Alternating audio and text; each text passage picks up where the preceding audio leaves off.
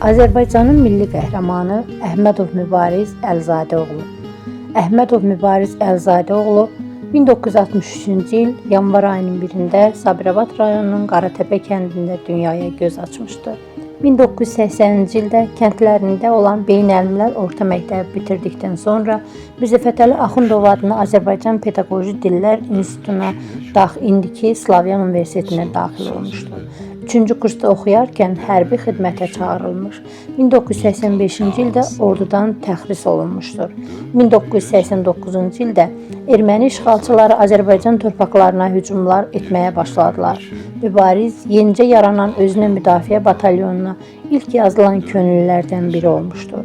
Onun rota komandiri kimi döyüş yolu Ağdamdan başlasa da, sonra Dovşanlı, Xramort, Qazancı, Əskəran, Pircamal, Aran Zəmin, Xanabad və Şuşa uğrunda gedən döyüşlərdə göstərdiyi igidlərə görə adı dillərdə dastan idi. Mübariz Əhmədov 1991-ci ildə Müdafiə Nazirliyi Mübarizə Türkiyə Respublikasında təhsil almağı tövsiyə edir.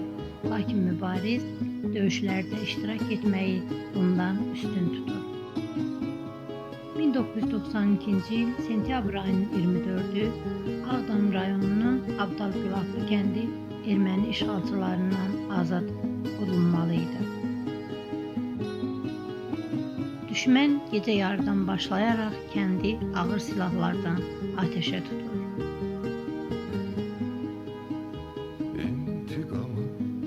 Döyüşçülərimiz qələbə əzmi ilə əks hücuma keçirlər. Qəflətən Mübarizin yanında ağır qəlpə partlayır. 1992-ci ildə sentyabrın 24-də Abdalgülahlı kəndi uğrunda gedən döyüşlərdə qəhrəmancasına həlak olmuşdur.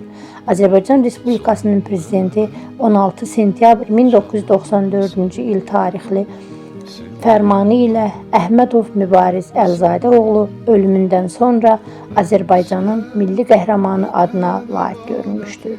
Sabirabad rayon Qaratəpə kəndində Şəhidlər Xiyabanında dəfn olunmuşdur. Allah bütün şəhidlərimizə rəhmət eləsin. Bugün Mübariz və Mübariz kimi minlərlə şəhid olmuş qardaşlarımızın artıq ruhları şaddır. Çünki Qarabağ azaddır.